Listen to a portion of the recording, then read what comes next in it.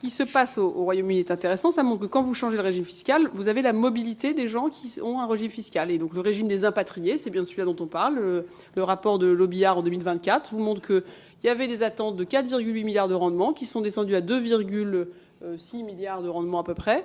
Pourquoi? Parce que quand vous changez les règles, en fait, on est dans un monde mobile. Et le sujet n'est pas de savoir si c'est des oligarques ou pas des oligarques, ou des étrangers ou pas des étrangers.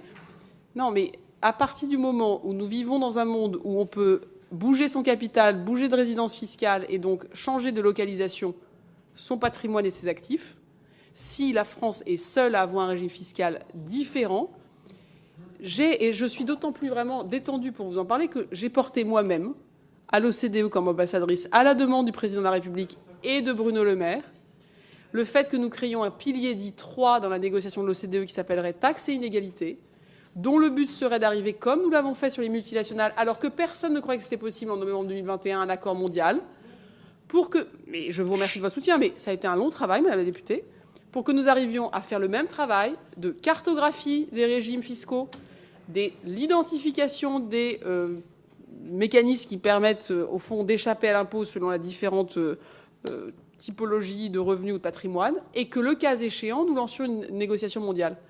Et j'ai soutenu à ce titre les travaux de Gabriela Zucman qui, dans le cadre d'une négociation internationale, sont très intéressants. Mais si la France est toute seule, et si le rendement est généré par une exit tax, 5 ans plus tard, vous n'avez ni les entreprises ni le rendement. Et donc, le faire à minima, dans un cas aussi grand que l'OCDE, est un impératif. Et donc, vous voyez qu'on n'a pas d'opposition, puisqu'on l'a défendu avec l'Allemagne, avec le Brésil et avec l'Espagne.